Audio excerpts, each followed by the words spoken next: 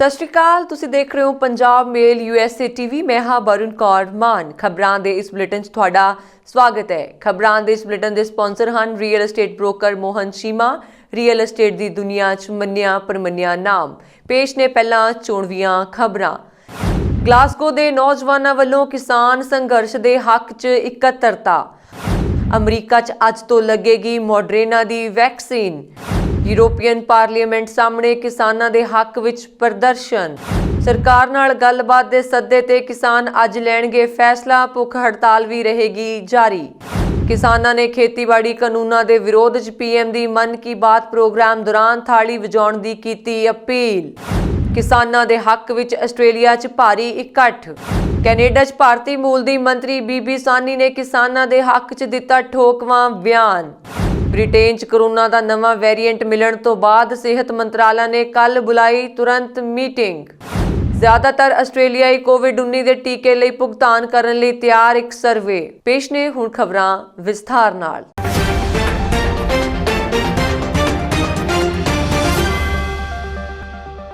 दिल्ली विखे चल रहे किसान संघर्ष के हक विच विदेशों च निरंतर रोस प्रदर्शन हो रहे हैं।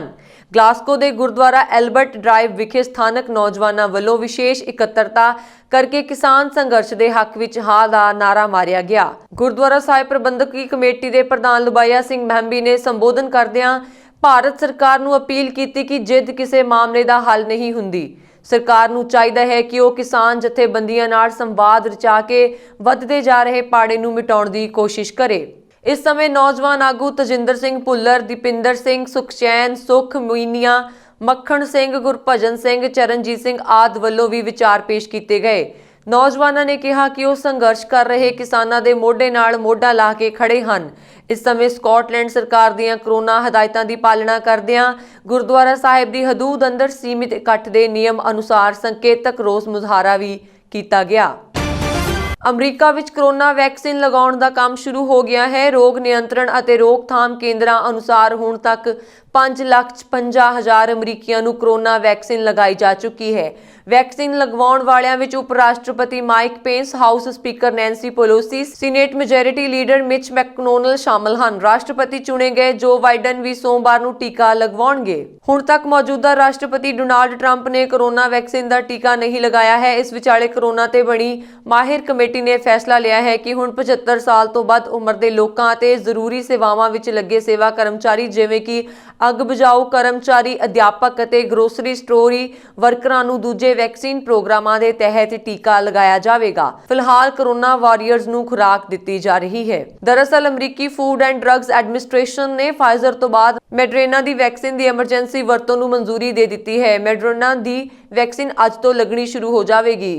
इस दे लई माहिर कमेटी ने मापदंड तय कर दिते हैं। फैडरल सरकार की वैक्सीन की वंड के यत्नां के मुख्य विज्ञान सलाहकार डॉक्टर मोहनसेप स्लोई ने कहा कि सोमवार नूं तकरीबन 8 मिलियन खुराक सोमवार नूं वंडी जाएगी, जिस विच तकरीबन 5.9 मिलियन मॉडर्ना वैक्सीन और फाइजर दीआं 2 मिलियन वैक्सीन शामिल होणगीआं।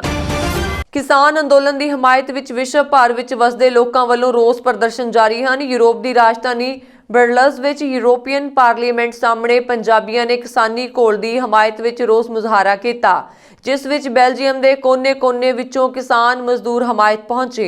इस दे नाल ही हॉलैंड तो नौजवान मुंडे कुड़ियां दे वड्डे जथे नूं भी शमूलीयत की।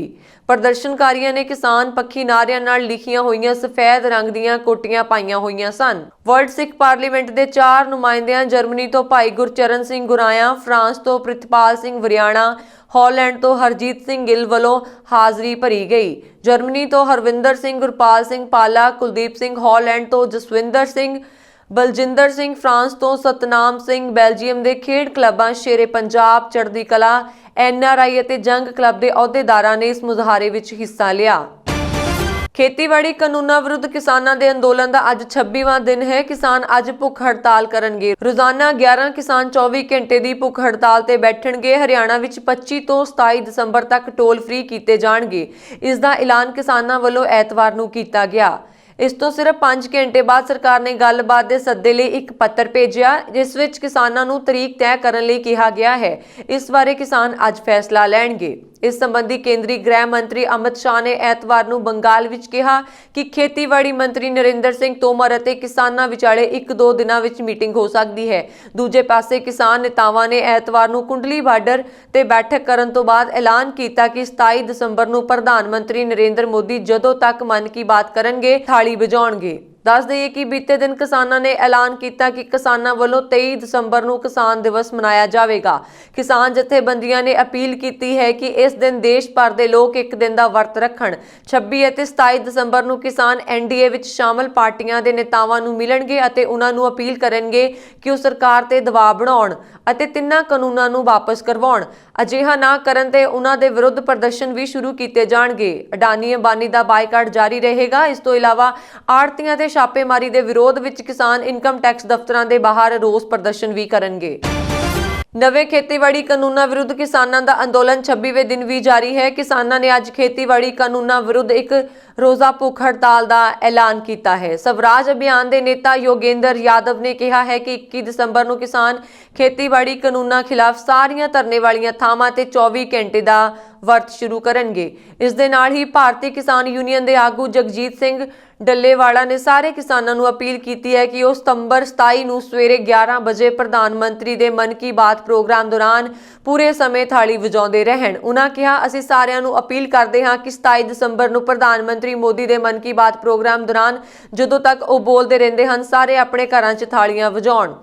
ਭਾਰਤੀ ਕਿਸਾਨ ਯੂਨੀਅਨ ਦੇ ਆਗੂ ਜਗਜੀਤ ਸਿੰਘ ਡੱਲੇਵਾਲਾ ਨੇ ਇਸ ਤੋਂ ਇਲਾਵਾ 25 ਤੋਂ 27 ਦਸੰਬਰ ਤੱਕ ਕਿਸਾਨਾਂ ਤੋਂ ਹਰਿਆਣਾ ਦੇ ਨਾਕਿਆਂ ਤੇ ਟੋਲ ਅਦਾ ਨਾ ਕਰਨ ਦੀ ਅਪੀਲ ਕੀਤੀ ਹੈ। ਇਸ ਦਾ ਅਰਥ ਇਹ ਹੈ ਕਿ ਆਉਣ ਵਾਲੇ ਸਮੇਂ ਵਿੱਚ ਕਿਸਾਨੀ ਅੰਦੋਲਨ ਤੇਜ਼ ਹੋਣ ਜਾ ਰਿਹਾ ਹੈ। ਕਿਸਾਨ ਅੰਦੋਲਨ ਦੇ ਵਿਚਕਾਰ ਕਿਸਾਨ ਦਿਵਸ ਮੌਕੇ ਕਿਸਾਨ ਆਗੂ ਰਾਕੇਸ਼ ਟਿਕੈਤ ਨੇ ਖੇਤੀ ਕਾਨੂੰਨਾਂ ਦੇ ਵਿਰੁੱਧ ਮੱਦੇਨਜ਼ਰ ਸਾਰਿਆਂ ਨੂੰ 23 ਦਸੰਬਰ ਨੂੰ ਆਪਣਾ ਦੁਪਹਿਰ ਦਾ ਖਾਣਾ ਛੱਡਣ ਦੀ ਅਪੀਲ ਕੀਤੀ ਹੈ। ਦੱਸ ਦਈਏ ਕਿ ਆਲ ਇੰਡੀਆ ਕਿਸਾਨ ਸੰਘਰਸ਼ ਕੋਆਰਡੀਨੇਸ਼ਨ ਕਮੇਟੀ ਨੇ ਪ੍ਰਧਾਨ ਮੰਤਰੀ ਅਤੇ ਖੇਤੀਬਾੜੀ ਮੰਤਰੀ ਦੇ ਉਹਨਾਂ ਬਿਆਨਾਂ ਦੇ ਖਿਲਾਫ ਇੱਕ ਖੁੱਲ੍ਹਾ ਪੱਤਰ ਜਾਰੀ ਕੀਤਾ ਹੈ। ਪ੍ਰਧਾਨ ਮੰਤਰੀ ਮੋਦੀ ਅਤੇ ਖੇਤੀਬਾੜੀ ਮੰਤਰੀ ਤੋਮਰ ਨੂੰ ਹਿੰਦੀ ਵਿੱਚ ਲਿਖੇ ਵੱਖਰੇ ਪੱਤਰਾਂ ਵਿੱਚ ਕਮੇਟੀ ਨੇ ਕਿਹਾ ਹੈ ਕਿ ਇਹ ਸਰਕਾਰ ਦੀ ਗਲਤਫਹਿਮੀ ਹੈ ਕਿ ਤਿੰਨੋਂ ਖੇਤੀਬਾੜੀ ਕਾਨੂੰਨਾਂ ਖਿਲਾਫ ਕਿਸਾਨ ਅੰਦੋਲਨ ਨੂੰ ਵਿਰੋਧੀ ਪਾਰਟੀਆਂ ਵੱਲੋਂ ਸਪਾਂਸਰ ਕੀਤਾ ਜਾ ਰਿਹਾ ਹੈ। ਆਸਟ੍ਰੇਲੀਆ ਦੇ ਪੂਰਬੀ ਤੱਟ ਤੇ 2 ਸੂਬਿਆਂ ਦੀ ਸਰਹੱਦ ਤੇ ਪੈਂਦੇ ਸ਼ਹਿਰ ਐਲਬਰੀ 'ਚ ਸਿੱਖ ਭਾਈਚਾਰੇ ਨੇ ਭਾਰਤ ਸਰਕਾਰ ਵੱਲੋਂ ਲਿਆਂਦੇ 3 ਖੇਤੀ ਕਾਨੂੰਨਾਂ ਖਿਲਾਫ ਰੋਸ ਜ਼ਾਹਿਰ ਕੀਤਾ। ਮੈਲਬਰਨ ਸਣੇ ਨੇੜਲੇ ਇਲਾਕਿਆਂ ਤੋਂ ਆਏ ਵੱਖ-ਵੱਖ ਵਰਗਾਂ ਦੇ ਲੋਕ ਇਸ ਰੋਸ ਮੁਜ਼ਾਹਰੇ 'ਚ ਸ਼ਾਮਲ ਹੋਏ। ਇਸ ਮੌਕੇ ਸਥਾਨਕ ਗੁਰਦੁਆਰੇ ਤੋਂ ਸ਼ਹਿਰ ਦੇ ਵਿਚਕਾਰ ਇੱਕ ਕਾਰ ਰੈਲੀ ਕੱਢੀ ਗਈ। ਇਸ ਮੌਕੇ ਬੁਲਾਰਿਆਂ ਨੇ ਕਿਸਾਨਾਂ ਦੇ ਹੱਕ 'ਚ ਆਵਾਜ਼ ਬੁਲੰਦ ਕਰਦਿਆਂ ਕਿਹਾ ਕਿ ਹੁਣ ਤੱਕ ਸਰਕਾਰ ਨੂੰ ਇਹ ਕਾਨੂੰਨ ਰੱਦ ਕਰ ਦੇਣੇ ਚਾਹੀਦੇ ਸਨ। ਆਸਟ੍ਰੇਲੀਆ ਦੇ ਉੱਤਰ ਪੂਰਬ 'ਚ ਭਾਰਤੀ ਕਾਰੋਬਾਰੀ ਗੌਤਮ ਅਡਾਨੀ ਦੀ ਕੋਲਾ ਖਾਣ ਦਾ ਕਈ ਸਾਲਾਂ ਤੋਂ ਅਡਾਨੀ ਰੋਕੋ ਬੈਨਰ ਥੱਲੇ ਵਿਰੋਧ ਕਰਦਿਆਂ ਆ ਰਹੀ ਮੁਹਿੰਮ ਦੇ ਕਾਰਾਗੁਨ ਤੇ ਗਰਨੀਸ ਪਾਰਟੀ ਆਸਟ੍ਰੇਲੀਆ ਦੇ ਮੈਂਬਰ ਵੀ ਇਸ ਮੁਜ਼ਾਹਰੇ 'ਚ ਸ਼ਾਮਲ ਹੋਏ। ਉਹਨਾਂ ਕਿਹਾ ਕਿ ਵੱਡੇ ਸਨਅਤਕਾਰਾਂ ਨਿੱਜੀ ਮੁਨਾਫਿਆਂ ਲਈ ਭੋਈ ਪੌਣ ਪਾਣੀ ਕੁੱਲ ਵਾਤਾਵਰਣ ਤੇ ਕਿਸਾਨੀ ਕਿੱਤਿਆਂ ਨੂੰ ਬਰਬਾਦ ਕਰਦੇ ਹਨ ਤੇ ਦੁਨੀਆ ਦੇ ਹਰ ਕੋਨੇ 'ਚ ਅਜਿਹੀਆਂ ਤਾਕਤਾਂ ਦਾ ਵਿਰੋਧ ਹੋਣਾ ਚਾਹੀਦਾ ਹੈ। ਕੈਨੇਡਾ ਦੇ ਸੂਬੇ ਅਲਬਰਟਾ ਦੇ ਸ਼ਹਿਰ ਕੈਲਗਰੀ ਤੋਂ ਵਿਧਾਇਕ ਅਤੇ ਜੇਸਨ ਕੈਨੀ ਸਰਕਾਰ ਵਿੱਚ ਮੰਤਰੀ ਬੀਬੀ ਰਾਜਨ ਸਾਨੀ ਨੇ ਕਿਸਾਨਾਂ ਦੇ ਹੱਕ ਵਿੱਚ ਨਿੱਤਰਦਿਆਂ ਸੋਸ਼ਲ ਮੀਡੀਆ ਤੇ ਆਪਣੇ ਵਿਚਾਰ ਸਾਂਝੇ ਕੀਤੇ, ਜਿਸ ਵਿੱਚ ਉਹਨਾਂ ਨੇ ਭਾਰਤ ਦੇ ਕਿਸਾਨੀ ਸੰਘਰਸ਼ ਦੀ ਹਮਾਇਤ ਕੀਤੀ ਹੈ। ਉਹਨਾਂ ਨੇ ਕਿਹਾ ਹੈ ਕਿ ਉਹ ਵੀ ਕਿਸਾਨੀ ਪਰਿਵਾਰ ਨਾਲ ਸੰਬੰਧਿਤ ਹਨ ਅਤੇ ਉਹਨਾਂ ਦੇ ਪਿਤਾ ਜੀ ਵੀ ਕਿਸਾਨ ਹੀ ਸਨ। ਉਹ ਕਿਸਾਨਾਂ ਦੇ ਦੁੱਖ ਦਰਦ ਨੂੰ ਬੜੀ ਸ਼ਿੱਦਤ ਨਾਲ ਮਹਿਸੂਸ ਕਰਦੇ ਹਨ, ਇਸ ਲਈ ਉਹ ਵੀ ਕਿਸਾਨੀ ਸੰਘਰਸ਼ ਦੇ ਨਾਲ ਹਨ। ਇੱਥੇ ਜ਼ਿਕਰਯੋਗ ਹੈ ਕਿ ਉਹਨਾਂ ਦੀ ਹੀ ਸਰਕਾਰ ਵਿੱਚ ਇੱਕ ਹੋਰ ਮੰਤਰੀ ਪ੍ਰਸ਼ਾਦ ਪਾਂਡਾ ਨੇ ਪਿਛਲੇ ਦਿਨੀ ਕਿਸਾਨੀ ਕਾਨੂੰਨਾਂ ਨੂੰ ਸਹੀ ਦੱਸਦਿਆਂ ਕੈਨੇਡਾ ਦੇ ਫੈਡਰਲ ਮੰਤਰੀਆਂ ਤੋਂ ਵੋਟ ਬੈਂਕ ਦੀ ਰਾਜਨੀਤੀ ਖੇਡਦਿਆਂ ਕਿਸਾਨੀ ਕਾਨੂੰਨਾਂ ਦੇ ਖਿਲਾਫ ਗਲਤ ਬਿਆਨਬਾਜ਼ੀ ਕਰਨ ਦਾ ਦੋਸ਼ ਲਾਇਆ ਸੀ। ਨਾਲ ਹੀ ਕਿਸਾਨੀ ਕਾਨੂੰਨਾਂ ਨੂੰ ਉਹਨਾਂ ਨੇ ਸਹੀ ਸਾਬਤ ਕੀਤਾ ਸੀ। ਹੁਣ ਉਹਨਾਂ ਦੀ ਹੀ ਸਰਕਾਰ ਦੀ ਮੰਤਰੀ ਰਾਜਨ ਸਾਨੀ ਨੇ ਉਹਨਾਂ ਦੇ ਬਿਲਕੁਲ ਉਲਟ ਸਟੈਂਡ ਲਿਆ ਹੈ। ਇਹ ਸੋਸ਼ਲ ਮੀਡੀਆ ਰਾਹੀਂ ਕੀਤੀ ਗਈ ਬੁਲੰਦ ਆਵਾਜ਼ ਦਾ ਹੀ ਅਸਰ ਹੈ ਕਿ ਉਸੇ ਹੀ ਸਰਕਾਰ ਦੇ ਇੱਕ ਹੋਰ ਮੰਤਰੀ ਦਾ ਕਿਸਾਨਾਂ ਦੇ ਹੱਕ ਵਿੱਚ ਸਿਰਫ ਇੱਕ ਦਿਨ ਵਿੱਚ ਹੀ ਬਿਆਨ ਆ ਗਿਆ ਹੈ। ਬ੍ਰਿਟੇਨ 'ਚ ਕੋਰੋਨਾ ਵਾਇਰਸ ਦੇ ਨਵੇਂ ਵੇਰੀਐਂਟ ਦੀ ਪਛਾਣ ਹੋਣ ਦੌਰਾਨ ਇਸ ਤੇ ਚਰਚਾ ਲਈ ਕੇਂਦਰੀ ਸਿਹਤ ਮੰਤਰਾਲੇ ਨੇ ਸੋਮਵਾਰ ਨੂੰ ਸੰਯੁਕਤ ਨਿਗਰਾਨੀ ਸਮੂਹ ਦੀ ਐਮਰਜੈਂਸੀ ਮੀਟਿੰਗ ਬੁਲਾਈ ਹੈ। ਮੰਨਿਆ ਜਾ ਰਿਹਾ ਹੈ ਕਿ ਕਰੋਨਾ ਵਾਇਰਸ ਦਾ ਨਵਾਂ ਵੇਰੀਐਂਟ ਬ੍ਰਿਟੇਨ 'ਚ ਇਨਫੈਕਸ਼ਨ ਨੂੰ ਤੇਜ਼ੀ ਨਾਲ ਫੈਲਾਉਣ ਲਈ ਜ਼ਿੰਮੇਵਾਰ ਹੈ। ਬ੍ਰਿਟੇਨ ਦੀ ਸਰਕਾਰ ਵੱਲੋਂ ਵਾਇਰਸ ਦੇ ਨਵੇਂ ਵੇਰੀਐਂਟ ਨੂੰ ਕੰਟਰੋਲ ਤੋਂ ਬਾਹਰ ਹੋਣ ਦੀ ਚੇਤਾਵਨੀ ਜਾਰੀ ਕਰਨ ਤੋਂ ਬਾਅਦ ਯੂਰੋਪੀਅਨ ਯੂਨੀਅਨ ਦੇ ਕਈ ਦੇਸ਼ਾਂ ਨੇ ਬ੍ਰਿਟੇਨ ਤੋਂ ਆਉਣ ਵਾਲੀਆਂ ਉਡਾਣਾਂ ਤੇ ਰੋਕ ਲਾ ਦਿੱਤੀ ਹੈ। ਉੱਥੇ ਬ੍ਰਿਟੇਨ ਨੇ ਵੀ ਐਤਵਾਰ ਤੋਂ ਸਖਤ ਲਾਕਡਾਊਨ ਲਾਗੂ ਕਰ ਦਿੱਤਾ ਹੈ।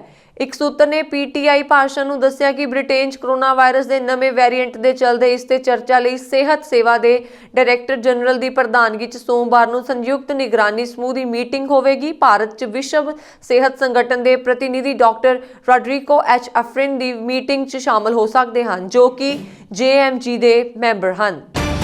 ਕੋਰੋਨਾ ਦੇ ਮਾਮਲੇ ਵਧਣ ਦੇ ਨਾਲ ਓਨਟਾਰੀਓ ਵਿੱਚ ਪਾਬੰਦੀਆਂ ਵੀ ਵੱਧਦੀਆਂ ਜਾ ਰਹੀਆਂ ਹਨ। ਲੋਕਾਂ ਵੱਲੋਂ ਇਨ੍ਹਾਂ ਪਾਬੰਦੀਆਂ ਦੀ ਉਲੰਘਣਾ ਕੀਤੀ ਜਾ ਰਹੀ ਹੈ, ਜਿਸ ਕਾਰਨ ਕੋਰੋਨਾ ਦੇ ਮਾਮਲੇ ਘਟ ਨਹੀਂ ਰਹੇ। ਓਨਟਾਰੀਓ ਦੇ 5 ਖੇਤਰਾਂ ਵਿੱਚ ਕੋਰੋਨਾ ਕਾਰਨ ਪਾਬੰਦੀਆਂ ਹੋਰ ਸਖਤ ਹੋਣ ਜਾ ਰਹੀਆਂ ਹਨ। ਇਸ ਵਿੱਚ ਹੈਮਿਲਟਨ ਵੀ ਸ਼ਾਮਲ ਹੈ, ਕਿਉਂਕਿ ਇੱਥੇ ਕੋਰੋਨਾ ਦੇ ਮਾਮਲੇ ਲਗਾਤਾਰ ਵਧਦੇ ਜਾ ਰਹੇ ਹਨ। ਸੂਬਾ ਸਰਕਾਰ ਨੇ ਘੋਸ਼ਣਾ ਕੀਤੀ ਹੈ ਕਿ ਟੋਰਾਂਟੋ ਤੇ ਪੀਲ ਰੀਜਨ ਵਿੱਚ 4 ਜਨਵਰੀ ਤੱਕ ਤਾਲਾਬੰਦੀ ਜਾਰੀ ਰਹੇਗੀ। ਦੱਸ ਦਈਏ ਕਿ ਇੱਥੇ ਸੋਮਵਾਰ ਤੋਂ ਤਾਲਾਬੰਦੀ ਦੀ ਮਿਆਦ ਖਤਮ ਹੋਣ ਜਾ ਰਹੀ ਹੈ। ਲੋਕਾਂ ਨੂੰ ਲੱਗਦਾ ਸੀ ਕਿ ਉਹ ਕ੍ਰਿਸਮਸ ਮੌਕੇ ਪਾਰਟੀਆਂ ਕਰ ਸਕਣਗੇ, ਪਰ ਸਰਕਾਰ ਨੇ ਕੋਰੋਨਾ ਦੇ ਮਾਮਲਿਆਂ ਨੂੰ ਦੇਖਦਿਆਂ ਤਾਲਾਬੰਦੀ ਨੂੰ ਅੱਗੇ ਵਧਾ ਦਿੱਤਾ ਹੈ।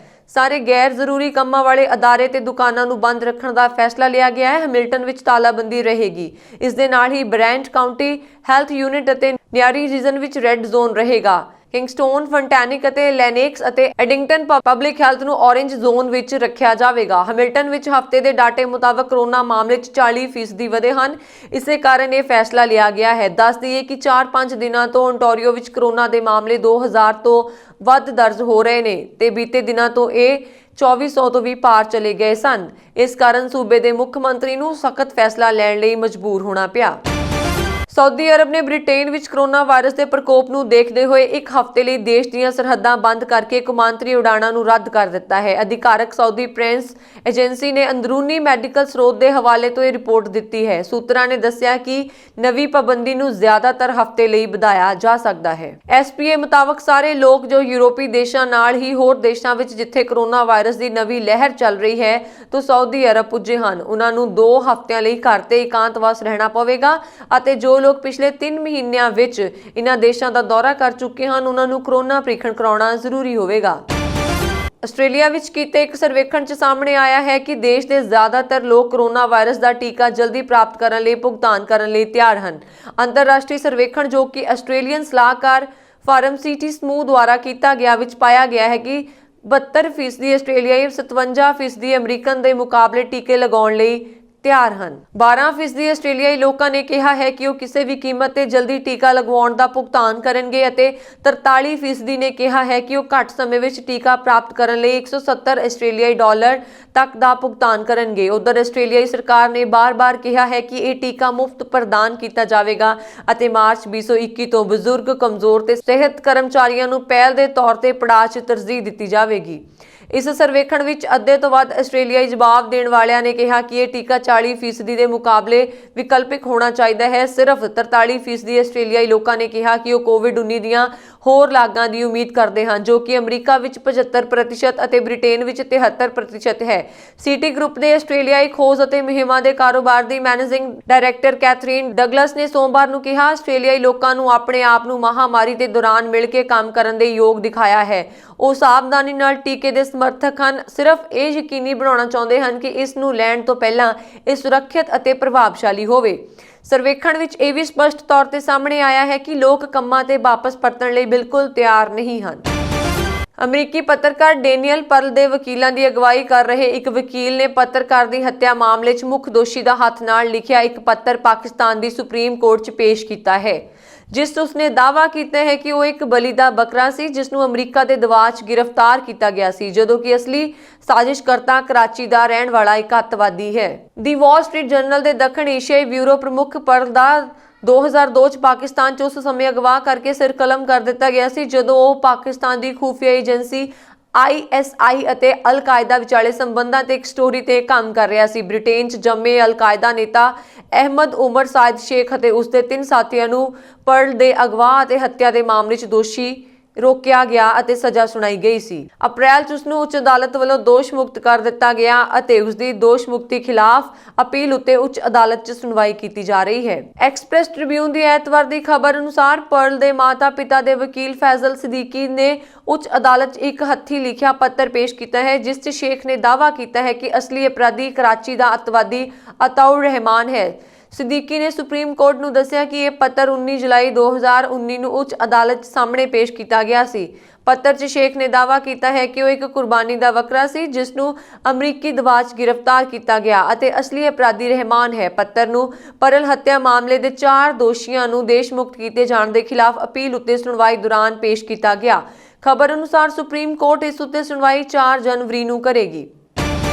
US centre for disease control ਅਤੇ ਪ੍ਰੀਵੈਂਸ਼ਨ ਨੇ ਸ਼ਨੀਵਾਰ ਨੂੰ ਕਿਹਾ ਹੈ ਕਿ ਉਹ ਕੋਵਿਡ-19 ਟੀਕਾਕਰਨ ਦੇ ਪ੍ਰਤੀ ਐਲਰਜੀ ਦੀ ਰਿਪੋਰਟ ਦੀ ਜਾਂਚ ਕਰ ਰਹੀ ਸੀ ਅਤੇ ਇਸ ਗੱਲ ਦੀਆਂ ਸਿਫਾਰਸ਼ਾਂ ਕੀਤੀਆਂ ਕਿ ਕਿਸ ਤਰ੍ਹਾਂ ਨਾਲ ਐਲਰਜੀ ਵਾਲੇ ਲੋਕਾਂ ਦੀ ਮਦਦ ਕਰਨੀ ਹੈ। ਏਜੰਸੀ ਨੇ ਕਿਹਾ ਹੈ ਕਿ ਜੇ ਕਿਸੇ ਨੂੰ ਕੋਵਿਡ-19 ਵੈਕਸੀਨ ਦੇ ਗੰਭੀਰ ਰਿਐਕਸ਼ਨ ਹੋਏ, ਉਹਨਾਂ ਨੂੰ ਦੂਜੀ ਖੁਰਾਕ ਨਹੀਂ ਦਿੱਤੀ ਜਾਣੀ ਚਾਹੀਦੀ। CDC ਨੇ ਕਿਹਾ ਹੈ ਕਿ ਜਿਨ੍ਹਾਂ ਲੋਕਾਂ ਨੂੰ ਕੋਵਿਡ-19 ਵੈਕਸੀਨ ਨਾਲ ਗੰਭੀਰ ਐਲਰਜੀ ਦੀ ਪ੍ਰਤੀਕਿਰਿਆ ਹੁੰਦੀ ਹੈ, ਉਹਨਾਂ ਨੂੰ ਵੈਕਸੀਨ ਬਣਾਉਣ ਤੋਂ ਬਚਣਾ ਚਾਹੀਦਾ ਹੈ। ਸੰਯੁਕਤ ਰਾਸ਼ਟਰ ਅਮਰੀਕਾ 'ਚ ਐਮਰਜੈਂਸੀ ਵਰਤੋਂ ਅਥਾਰਟੀ ਤਹਿਤ 2 ਟੀਕਿਆਂ ਨੂੰ ਮਨਜ਼ੂਰੀ ਦਿੱਤੀ ਗਈ। ਟੀਕੇ ਨਾਲ ਗੰਭੀਰ ਐਲਰਜੀ ਦਾ ਸਾਹਮਣਾ ਕਰਨ ਵਾਲੇ ਵਿਅਕਤੀਆਂ ਨੂੰ ਆਪਣੇ ਡਾਕਟਰਾਂ ਤੋਂ ਸਲਾਹ ਮਸ਼ਵਰਾ ਕਰਨਾ ਚਾਹੀਦਾ ਹੈ। CDC ਨੇ ਕਿਹਾ ਕਿ ਲੋਕਾਂ ਨੂੰ ਭੋਜਨ, ਪਾਲਤੂ ਜਾਨਵਰ, ਲੇਟੈਕਸ ਜਾਂ ਵਾਤਾਵਰਣ ਦੀ ਸਥਿਤੀ ਦੇ ਨਾਲ-ਨਾਲ ਦਵਾਈ ਨਾਲ ਗੰਭੀਰ ਐਲਰਜੀ ਪ੍ਰਤੀਕਿਰਿਆਵਾਂ ਦੇ ਪਰਿਵਾਰਕ ਇਤਿਹਾਸ ਵਾਲੇ ਲੋਕਾਂ ਨੂੰ ਅਜੇ ਵੀ ਟੀਕਾ ਲਾਇਆ ਜਾ ਸਕਦਾ ਹੈ। US food and drug administration ਉਹਨਾਂ 5 ਐਲਰਜੀ ਪ੍ਰਤੀਕਿਰਿਆਵਾਂ ਦੀ ਜਾਂਚ ਕਰ ਰਿਹਾ ਹੈ ਜੋ ਇਸ ਹਫ਼ਤੇ ਸੰਯੁਕਤ ਰਾਸ਼ਟਰ ਅਮਰੀਕਾ 'ਚ ਫਾਈਜ਼ਰ ਇੰਕ ਅਤੇ ਬਾਇਓਟੈਕ SE ਦੇ ਕੋਵਿਡ-19 ਵੈਕਸੀਨ ਲਗਾਉਣ ਤੋਂ ਬਾਅਦ ਲੋਕਾਂ ਨੂੰ ਹੋਈ ਸੀ। ਸ਼ੁੱਕਰਵਾਰ ਨੂੰ FDA ਨੇ ਕਿਹਾ ਕਿ ਮੋਡਰਨਾ ਇੱਕ ਵੈਕਸੀਨ ਜਿਸ ਨੂੰ ਐਮਰਜੈਂਸੀ ਵਰਤੋਂ ਆਥੋਰਾਈਜ਼ੇਸ਼ਨ ਪ੍ਰਾਪਤ ਹੋਇਆ ਸੀ। ਉੱਥੇ ਦੂਜੇ ਪਾਸੇ ਬ੍ਰਿਟੇਨ ਦੇ ਮੈਡੀਕਲ ਰੈਗੂਲੇਟਰ ਨੇ ਕਿਹਾ ਕਿ ਕਿਸੇ ਨੂੰ ਐਨਾਫਿਲੈਕਸਿਸ ਦੇ ਇਤਿਹਾਸ ਜਾਂ ਦਵਾਈ ਜਾਂ ਭੋਜਨ ਨਾਲ ਗੰਭੀਰ ਐਲਰਜੀ ਹੋਣ ਤੇ ਫਾਈਜ਼ਰ ਬਾਇਓਟੈਕ ਕੋਵਿਡ-19 ਵੈਕਸੀਨ ਨਹੀਂ ਦਿੱਤੀ ਜਾਣੀ ਚਾਹੀਦੀ। ਸਕਾਟਲੈਂਡ ਅਲੈਗਜ਼ੈਂਡਰੀਆ ਦੇ ਵਿਅਕਤੀ ਨੂੰ ਬੀਬੀ ਅਤੇ ਉਸਦੇ 3 ਬੱਚਿਆਂ ਨੂੰ ਡੁੱਬਣ ਤੋਂ ਬਚਾਉਣ ਲਈ ਬਹਾਦਰੀ ਪੁਰਸਕਾਰ ਦਿੱਤਾ ਗਿਆ। 32 ਸਾਲਾ ਜੋਹਨ ਹਾਗੀ ਨੇ ਆਪਣੀ ਜਾਨ ਦੀ ਪਰਵਾਹ ਨਾ ਕਰਦਿਆਂ ਹੋਇਆਂ ਅਗਸਤ ਮਹੀਨੇ ਵਿੱਚ ਮਲੈਗ ਨੇੜੇ ਇੱਕ ਸਮੁੰਦਰੀ ਕੰਢੇ ਤੇ ਇਸ ਪਰਿਵਾਰ ਨੂੰ ਸਮੁੰਦਰ ਵਿੱਚ ਡੁੱਬਣ ਤੋਂ ਬਚਾਇਆ ਸੀ। ਇਸ ਵਿਅਕਤੀ ਦੀ ਬਹਾਦਰੀ ਨੂੰ ਹੋਰ ਸਨਮਾਨ ਦੇਣ ਲਈ ਹੋਗਮਨੇ ਦੇ STV ਤੇ ਪ੍ਰਸਾਰਿਤ ਕੀਤੇ ਜਾਣ ਵਾਲੇ ਪ੍ਰਾਈਡ ਆਫ ਸਕਾਟਲੈਂਡ ਅਵਾਰਡ ਵਿੱਚ ਮਾਣ ਲੈਣ ਵਾਲੇ 11 ਹੋਰ ਨਾਇਕਾਂ ਵਿੱਚ ਇੱਕ ਡਰਾਈਵਰ ਦਾ ਨਾਮ ਵੀ ਸ਼ਾਮਲ ਕੀਤਾ ਗਿਆ ਹੈ। ਇਸ ਸਮਾਰੋਹ ਵਿੱਚ ਮਾਨਤਾ ਪ੍ਰਾਪਤ ਹੋਣ ਵਾਲੇ ਹੋਰਨਾਂ ਵਿੱਚ ਆਇਲ ਆਫ ਬਿਊਟੀ ਦੀ ਸਮੁੱਚੀ ਕਮਿਊਨਿਟੀ ਅਤੇ ਗਲਾਸਗੋ ਹਿਊਮਨ ਸੁਸਾਇਟੀ ਦੇ ਨੇਤਾ ਜਾਰਜ ਪਾਰਨੇਸ, ਜਿਨ੍ਹਾਂ ਨੂੰ ਕਲਾਈਡ ਨਦੀ ਤੇ 40 ਸਾਲਾਂ ਦੀ ਸ਼ਾਨਦਾਰ ਸੇਵਾ ਲਈ ਇੱਕ ਵਿਸ਼ੇਸ਼ ਮਾਨਤਾ ਪੁਰਸਕਾਰ ਨਾਲ ਸਵੀਕਾਰਿਆ ਗਿਆ ਹੈ, ਦੇ ਨਾਲ ਕਈ ਹੋਰ ਵੀ ਸ਼ਾਮਲ ਹੋਣਗੇ। ਇਸ ਪੁਰਸਕਾਰ ਸਮਾਗਮ ਵਿੱਚ 50 ਤੋਂ ਵੱਧ ਮਸ਼ਹੂਰ ਚਿਹਰੇ ਹਿੱਸਾ ਲੈ ਰਹੇ ਹਨ, ਜਿਨ੍ਹਾਂ ਵਿੱਚ ਸ਼ਾਹੀ ਪਰਿਵਾਰ ਦਾ ਇੱਕ ਮੈਂਬਰ, ਸਕਾਟਲੈਂਡ ਦੀ ਪਹਿਲੀ ਮੰਤਰੀ ਨਿਕੋਲਾ ਸਟਰਜਨ ਅਤੇ ਟੈਨਿਸ ਸਟਾਰ ਐਂਡੀ ਮਰੇ ਆਦਿ ਵੀ ਸ਼ਾਮਲ ਹਨ। ਦੇਸ਼ ਦੇ ਬਹਾਦਰ ਵਿਅਕਤੀਆਂ ਨੂੰ ਸਨਮਾਨ ਦੇਣ ਲਈ ਇਹ pride of Scotland awards TSB ਦੇ ਭਾਈਵਾਲੀ ਨਾਲ STV ਤੇ 31 ਦਸੰਬਰ ਰਾਤ 10:45 ਵਜੇ ਪ੍ਰਸਾਰਿਤ ਹੋਵੇਗਾ। ਇਹ ਸਨ ਹੁਣ ਤੱਕ ਦੀਆਂ ਖਬਰਾਂ। ਮੈਨੂੰ ਵਰੁਣ ਕੌਰ ਮਾਨ ਨੂੰ ਦਿਓ ਆ ਗਿਆ। ਤੁਸੀਂ ਬਣੇ ਰਹੋ ਪੰਜਾਬ ਮੇਲ USA TV ਦੇ ਨਾਲ। ਸਤਿ ਸ੍ਰੀ ਅਕਾਲ।